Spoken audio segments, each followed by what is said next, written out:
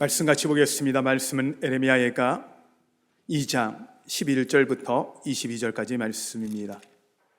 예레미야 애가 제2장.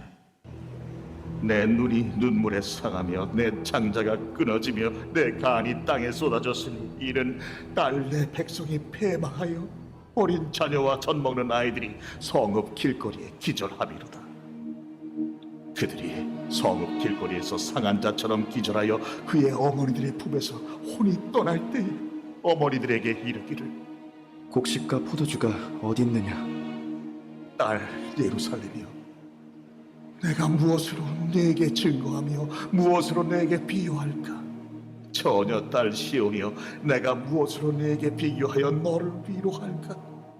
너의 파괴됨이 바다같이 크니 누가 너를 고쳐줄 소냐? 내 선지자들이 내게 대하여 헛된 어리석은 묵시를 보았으므로 내 죄악을 드러내어서 내가 사로잡힌 것을 돌이키지 못하였도다. 그들이 거짓 경고와 미혹하게 할 것만 보았도다. 모든 지나가는 자들이 다 너를 향하여 박수치며 딸 예루살렘을 향하여 비웃고 머리를 흔들며 말하기를, 온전한 영광이라 모든 세상 사람들의 기쁨이라 일컫던 성이 이 성이냐?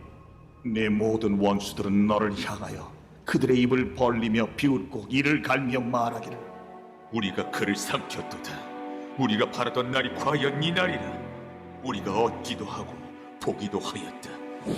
여호와께서 이미 정하신 일을 행하시고 옛날에 명령하신 말씀을 다 이루셨으며 긍휼히 여기지 아니하시고 무너뜨리사 원수가 너로 말미암아 즐거워하게 하며 내 대적자들의 뿔로 높이 들리게 하셨도다.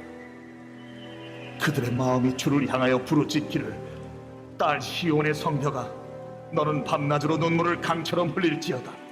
스스로 쉬지 말고 내 눈동자를 쉬게 하지 말지어다. 초저녁에 일어나 부르짖을지어다. 내 마음을 주의 얼굴 앞에 물쏟듯 할지어다. 각질 어귀에서 주려 기절한 내 어린 자녀들의 생명을 위하여 주를 향하여 손을 들지어다. 여호와여, 보시옵소서. 주께서 누구에게 이같이 행하셨는지요? 여인들이 어찌 자기 열매 곧 그들이 낳은 아이들을 먹어오며 제사장들과 선지자들이 어찌 주의 성소에서 죽임을 당하오리이까? 늙은이와 젊은이가 다 길바닥에 엎드려졌사오며 내 처녀들과 내 청년들이 칼에 쓰러졌나이다. 주께서 주의 진노의 날에 죽이시되 긍휼히 여기지 아니하시고 도륙하셨나이다. 주께서 내 두려운 일들을 사방에서 부르시기를 절기 때 무리를 구름같이 하셨나이다.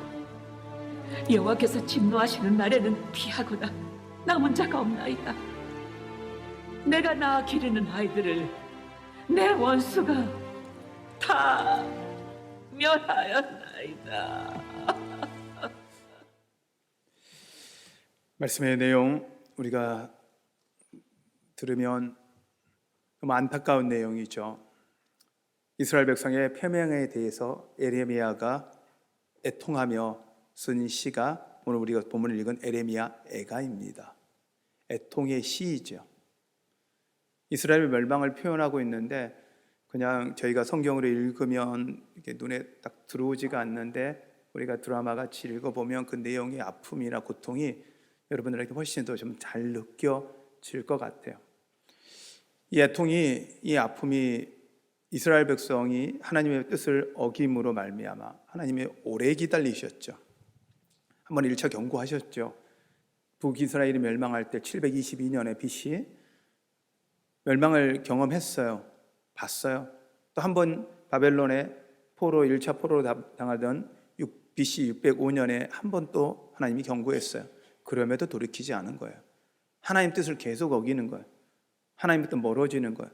그거에 대해서 하나님은 어쩔 수 없이 BC 586년에 남유다가 멸망하는 상황입니다. 그 멸망하는 상황을 눈으로 본 에레미야가 현장에서 일어나는 그 모든 일들을 보며 애통하며 눈물 흘려 쓴 시가 오늘의 이 시입니다.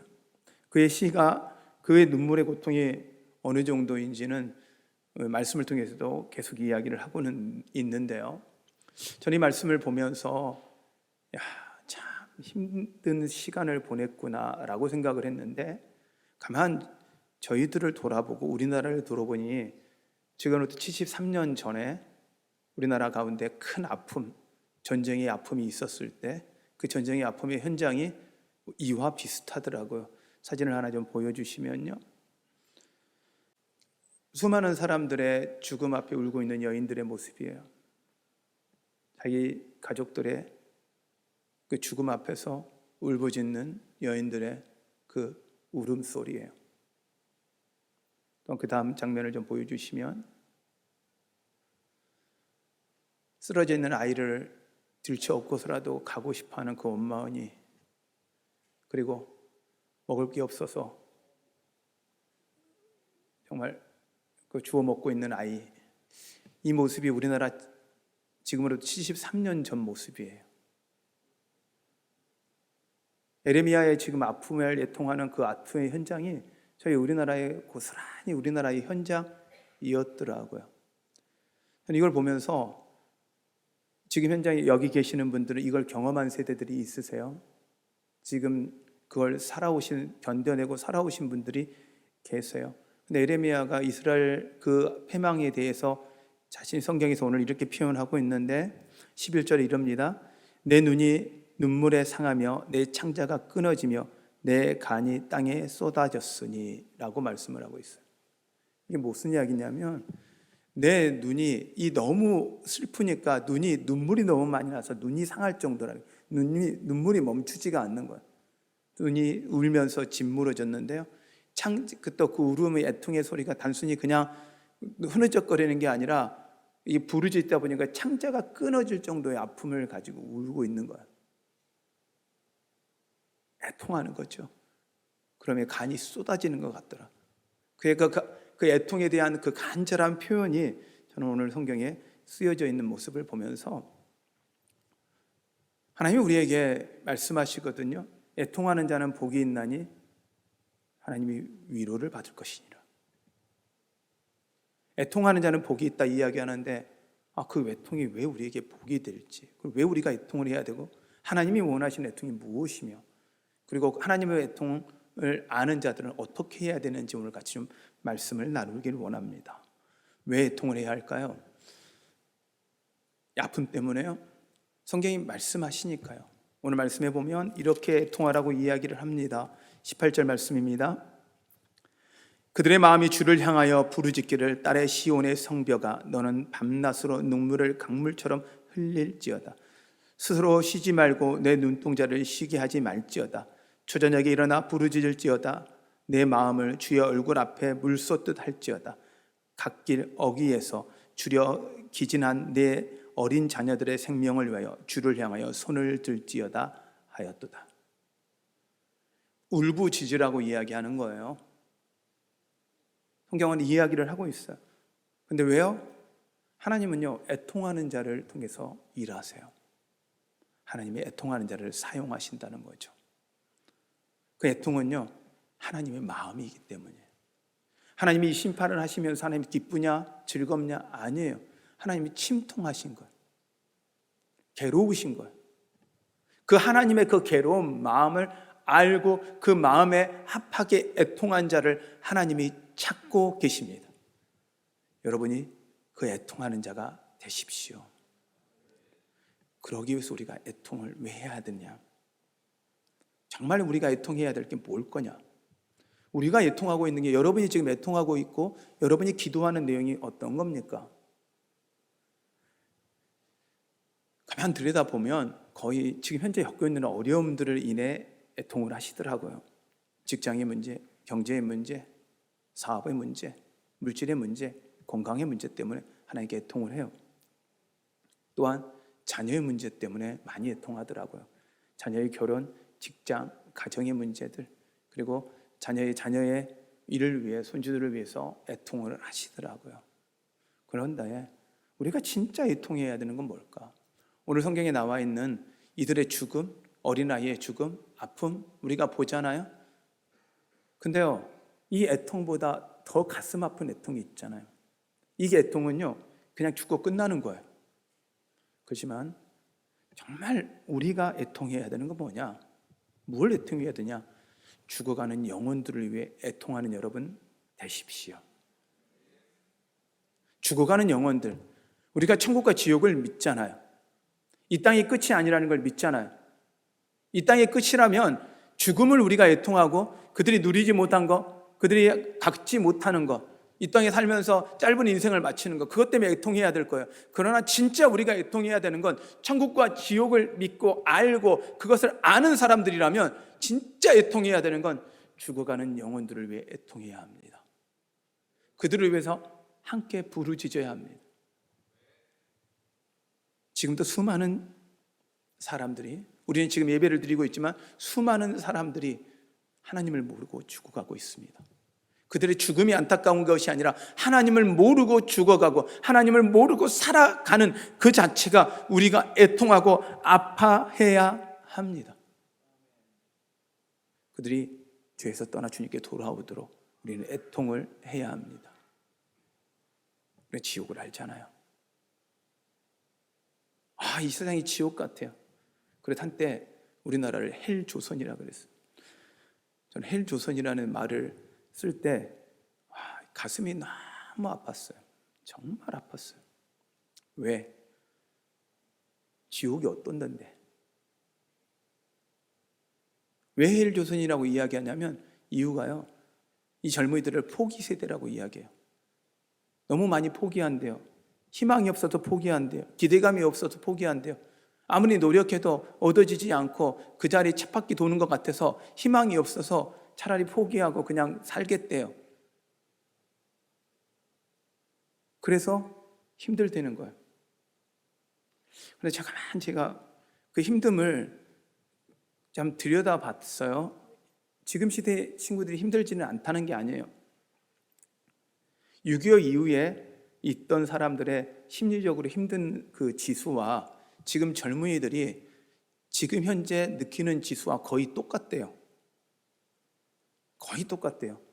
그런데 제가 이렇게 한번 비교해 보면 어떨까? 어느 곳 가운데 더 희망이 있을까라고 비교를 해보면, 제 사진을, 그 다음 사진을 좀 보여주시면요, 희망이 있어 보이세요? 모든 걸 포기하고 피난해 가는 모습입니다. 군인들은 그 향을 위에 올라가는 거고 피난해 가는 모습이에요. 또 하나의 모습을 좀 보여주실래요? 6.25 이후에 이 난민촌에서 피난처에서 이 배급을 받기 위해 그 길에 서 있는 아이들의 모습입니다. 여기에 우리 성도들의 모습도 있을 수 있죠. 우리 어르신들의 모습이 있을 수도 있죠. 또 하나의 모습을 보여주시겠습니까? 6.25 이후에 대전의 모습입니다. 자, 이 사진 그대로 켜주시고요. 자, 지금 현재 우리나라하고 지금의 이 사진에 나와 있는 대전하고 지금 현재 대전하고 이때 1950년대의 대전하고 비교했을 때 어디가 더 희망이 있어 보이세요?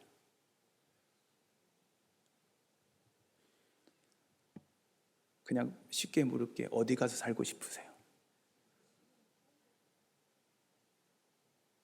근데 청년들이 느끼는 느낌은 그때나 지금이나 똑같다는 거야. 안 살아봐서 몰라서 그러죠. 우리 세대의 부모님들은, 우리 부모님 세대가 저 세대를 살아오셨기 때문에 우리 부모님도 해방 겪으셨고 6.25를 겪으셨고 그 고통의 시간을 겪으셨기 때문에 모든 걸 다 잃어보시고 살아보셨던 경험을 갖고 어렸을 때 그 이야기를 듣고 간 저의 입장에서 보면, 우리가 힘들다가 지금 아무리 힘들다고 여기 저희가요, 여기를 힘들게 만드는 건 제가 간단해요. 에어컨만 끄면 돼요.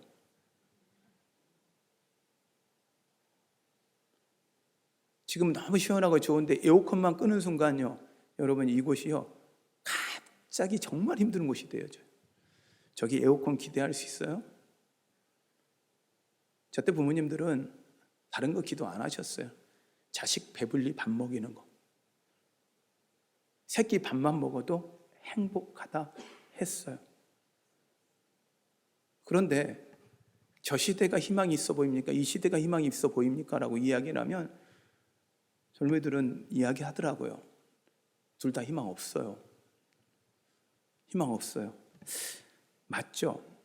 그러면 우리나라가 저 시대 1950년대 전엔 뭐였냐? 우리나라가 일제 치하에 있었더라고요. 그러면 6.25 전부 다 일제 치하가 좋았냐? 아니요.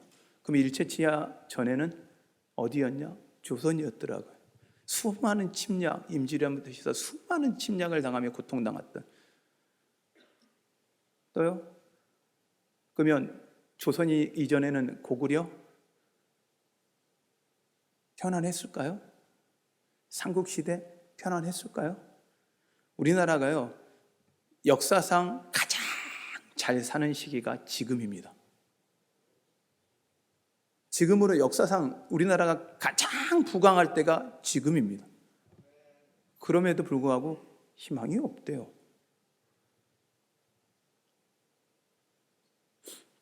저는 그걸 생각해 보면서 과연 왜 이렇게 됐을까라고 하니, 맞다. 문제는 희망을 걸지 말아야 될 때 희망을 걸은 거예요. 세상에 희망 두니까 희망이 없는 거예요. 세상에는 희망이 없어요. 배부르면 희망이 있을 줄 알았어요. 조금 잘 살면, 여유가 생기면 희망이 생기고 그 다음 꿈을 꿀 수 있을 줄 알았어요. 소망을 가질 줄 알았어요. 그게 아니더라는 거예요. 여러분, 배부르니까 여러분 희망이 생겼고 소망이 생겼습니까? 아니요, 절대 그렇지 않더라고요. 진짜 우리가 희망을 갖고 소망을 갖고 꿈을 가져야 되는 건 하나님이었는데, 세상에 소망 두고 세상에 얻어보고 세상을 가져보려고 했는데 그것이 결코 우리에게 희망과 소망이 아니더라는 거예요. 이 시대가 희망이 있습니까? 질문 자체가 잘못됐죠. 이 시대는 희망 없습니다. 그러나 이 시대 가운데 하나님은 희망이 있습니다. 희망이 있습니다. 소망이 있습니다. 잘못된 곳에 희망 걸고 소망 거니까 그래 날마다 좌절되고 꿈을 좌절하죠. 맞습니다. 그럴 수밖에 없는 거였잖아요. 그러면 우리가 진짜 애통해야 되는 건 하나님께 소망 두지 않고 하나님 앞에 희망 두지 않고 하나님께 꿈 두지 않고 세상 가운데 빠져있는, 세상을 쫓아가고 있고 세상의 죽음 앞에 머물러 있는 그들을 위해 우리는 애통해야 합니다. 우리가 진짜 애통해야 되는 건, 하나님 조금 더 살게 해주세요, 조금 더 돈 주세요, 하나님 조금 더 해결해 주세요가 아니라, 진짜 애통해야 되는 건, 우리는 하나님을 알지만, 하나님에게 희망 둬야 되는 건 알지만 그건 모르고 죽어가고 있는 영혼들을 바라보며 그들을 향해 우리가 애통해야 합니다. 하나님 우리에게 먼저 믿는 자로서 맡긴 사명이지 않을까요? 시대에 한탄하지, 살아가며 한탄하지 마시고요, 상황 한탄하지 마시고요. 어렵습니다. 그러나 70년 전입니다. 그게 70년 전이잖아요. 지금 현재도 우크라이나는, 러시아는 동일한 고통 당하고 있습니다. 지금 현재 마찬가지입니다. 과거 이야기가 아닙니다. 지금 현재 우리의 이야기입니다. 그러기에 지금의 시대는요, 무엇을 먹을까의 문제가 아니라 무엇을 위해 살 것인가에 대한 의미가 필요한 시대인 거예요. 우리 왜 예배하고 왜 우리가 살아가는지 목적을 잃었잖아요. 우리의 목적 회복해야 합니다. 죽어가는 영혼들이 주님 앞에 돌아오는 것을 꿈꾸는 것, 이것이 우리가 살아가야 될 목적입니다. 우리가 그것을 위해 기도하는 사람들, 그걸 위해 부르짖는 사람들 되시기를 바랍니다. 되셔야 합니다. 그럼 어떻게 애통해야 될까? 에레미야의 애통이 필요하죠. 창자가 끊어지는 애통이죠. 간이 녹아 들어가는 애통이죠. 우리나라가 힘들다고 하는데, 어렵다고 하는데, 전 세계, 특히 남미나 동남아시아나 아프리카는 그들은 꿈을 꾸는 게 있습니다. 코리안 드림입니다. 코리아에 오기 위한 드림이 아니라요, 한국 같은 나라가 되는 게 그들의 꿈입니다. 근데 우리는 꿈을 이뤘는데 슬퍼요. 그들의 꿈인데 우리는 슬퍼요. 근데 그들은요, 우리 같은 나라 되고 싶어 합니다. 전 세계가 우리나라를 연구합니다. 아까 1950년대 사진 한 번만 더 보여주실래요? 미국의 종군 기자가 하나 저 사진을 보면서요, 대전의 모습이 있잖아요, 더 폐해된 모습도 많았죠. 이런 이야기를 했어요. 저희 쓰레기 더미 같은 전쟁의 폐허 가운데 종군 기자가 이런 표현을 했죠. 쓰레기 위에 장미가 피겠냐? 한국은 희망 없다. 끝났다. 근데요, 한국이요, 회복됐어요. 한국이 되었어요. 그래 도대체 왜? 어떤 게? 한강의 기적이라는 게 이게 어떻게 일어났을까? 어떻게 됐을까? 그 다음을 보면요, 미국에서 원조했기 때문에, 수많은 나라가 도와줬기 때문에. 그러면 아프리카 안 도와주나요? 동남아시아들 우리가 안 도와주나요? 원조 안 해요? 아니죠. 우리 지금도 헌금하고 선교가 다 하잖아요. 근데 그 나라들이 그 자리에서 성장하지 못하는 거예요. 그러면 수많은 나라들이 아무리 아프리카에 돈을 퍼부어도 변하지 않는 아프리카를 쳐다보는데 한국은 되는데 도대체 뭐가 그렇게 했을까라고 했을 때 결론을 딱 하나예요. 그 다음 장면이에요. 저 모습이에요.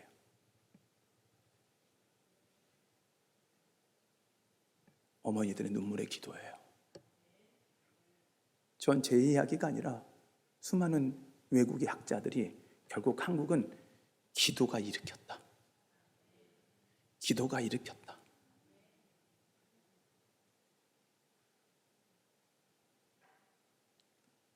나라에 대한 정책, 경제 정책?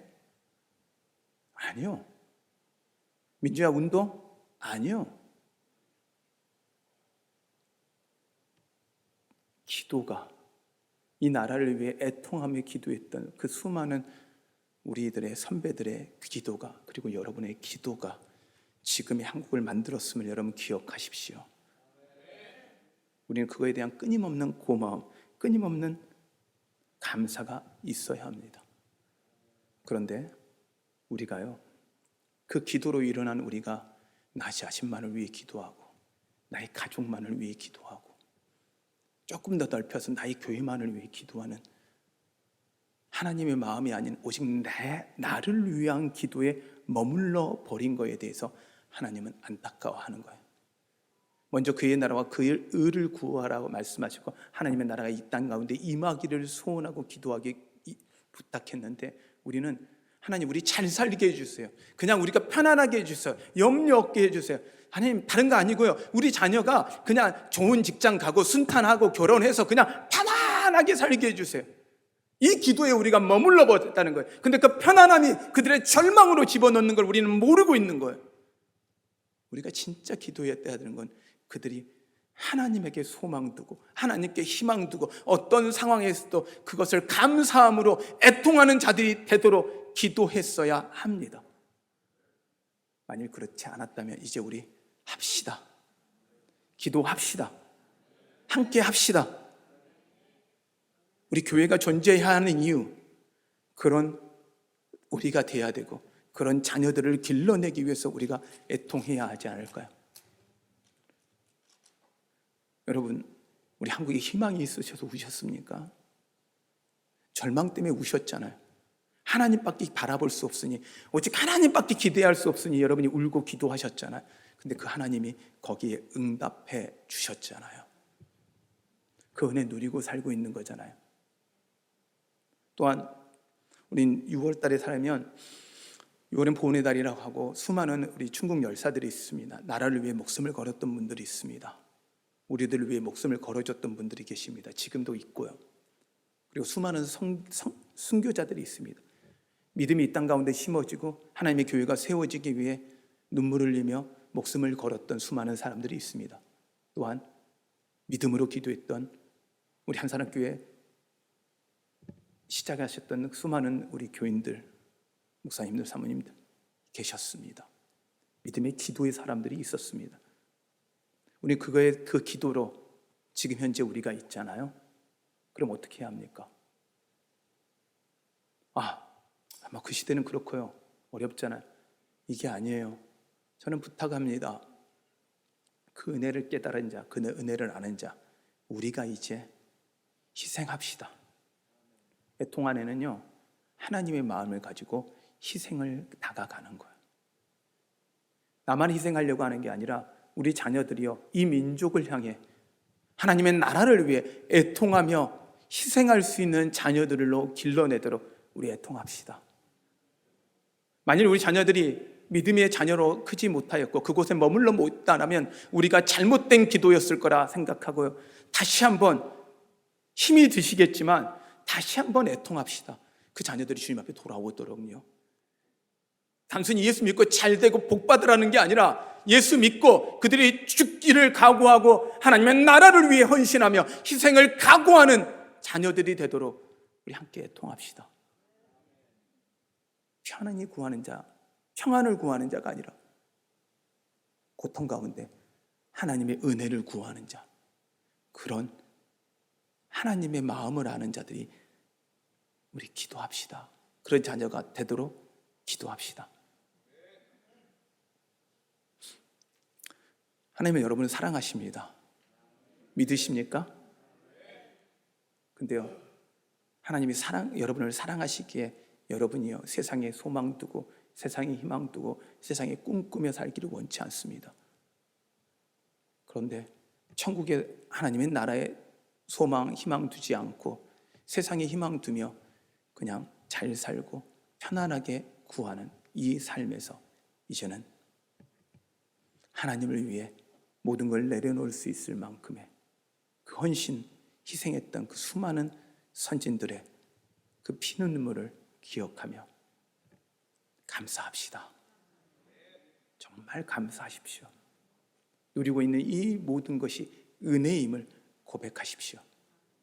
은혜임을 안다면 이제 우리 함께 주님께 애통하며 이 나라를 위해, 이 민족을 위해, 하나님을 모르는 수많은 사람들을 위해 함께 우시지 않겠습니까? 하나님의 부흥이, 하나님의 은혜가 다시 한번 이 땅 가운데 부어지도록 우리 기도합시다. 우리 같이 찬양할 텐데요,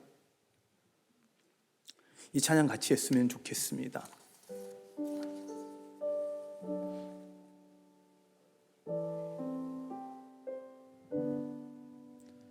이 찬양이 1998년도에 지어졌습니다. 25년 전에 지었을 때도 그때도 간절히 기도하며 이 찬양을 불렀던 적이 기억이 납니다. 이 땅 가운데 부흥이 부어지도록, 하나님 은혜가 부어지도록 간절히 기도했던 데가 생각이 납니다. 여러분, 이 가사의 고백이 이 땅을 황무함을 보소서라고 하면 이 땅이 무너져 있는 안타까운 현실이 아니라 영적으로 무너져 있는 모습을 보셔야 합니다. 그리고 이 땅이 다시 한번 하나님께 돌아오도록 우리 함께 기도하고 함께 찬양합시다. 우리 찬양하겠습니다.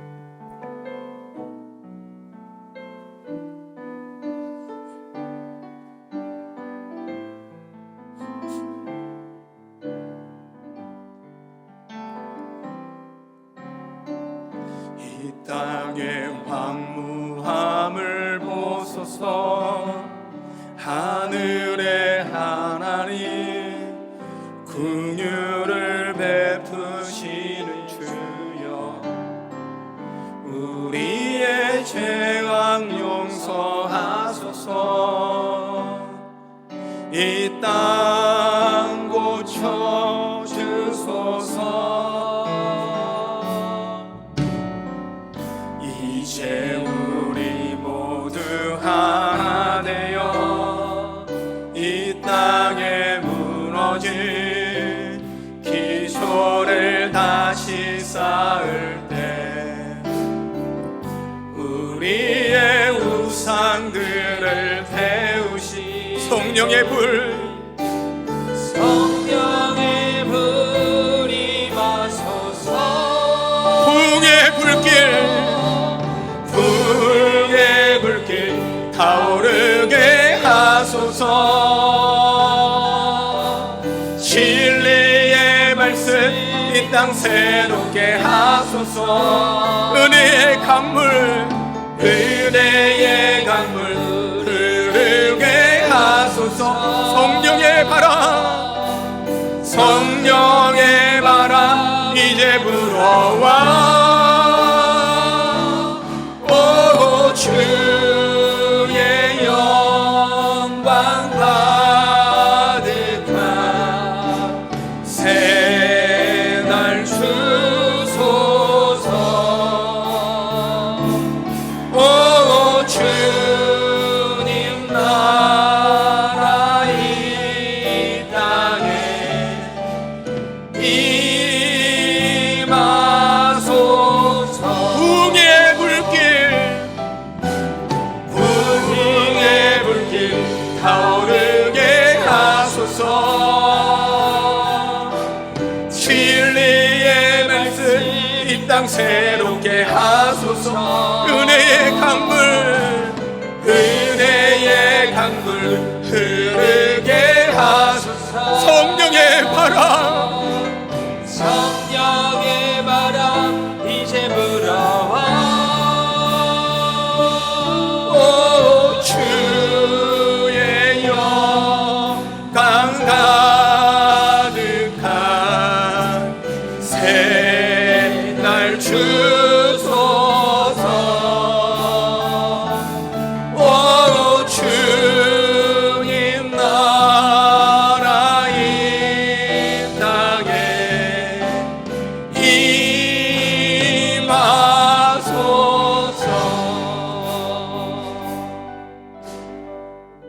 우리 한번 이 시간 부르고 애통하는데요, 나만 바라보고 내 자녀만 바라보며 살아오고 기도했던 우리가 회개합시다. 오직 나의 편안함과 자녀의 편안함만 구했던 우리 이 시간에 애통합시다. 죽어가는 그 수많은 사람들, 하나님을 모르는 사람들 안에서 우리가 무감각했고 그들을 그냥 스쳐 지나가고 그냥 그들은 그냥 그대로 살아가라고 그냥 둬버리는 하나님의 마음을 잃었던 우리가 회개합시다. 그리고 애통합시다. 다시 회복합시다. 하나님의 마음을 회복합시다. 우리를 향해 피눈물 흘리며 십자가를 지셨던 그 예수 그리스도의 그 마음이 우리 가운데 임하도록 하나님의 큰 마음을 갖고 하나님 이 땅을 바라보며 이 땅을 향해 기도하며 내 자녀들이 동일한 믿음 갖게 하여 주시옵소서. 우리 이 마음을 갖고 주님의 이름을 부르며 같이 기도합니다. 기도하겠습니다. 주여 주여